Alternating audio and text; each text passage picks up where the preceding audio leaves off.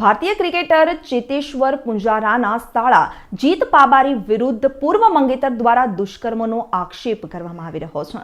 રાજકોટની યુવતીનો દાવો છે કે તેની સગાઈ કર્યા બાદ અનેક વખત તેના સાથે શારીરિક સંબંધો બાંધ્યા. ત્યારબાદ જીત પાબારીએ કોઈ પણ કારણ વગર સગાઈ તોડી નાખી હતી અને અન્ય યુવતી સાથે લગ્ન કરી લીધા છે. જીત પાબારીના બનેવી ચેતેશ્વર પુજારા છે, માટે માલવ્યા પોલીસ ફરિયાદ ન લેતી હોવાનો આક્ષેપ પીડિત યુવતીએ કર્યો છે. ચેતેશ્વર પુજારા પોતે પણ યુવતીના ઘરે ધમકી આપવા માટે પણ આવ્યા હોવાનો પણ યુવતી દ્વારા આક્ષેપ કરવામાં આવી રહ્યો છે.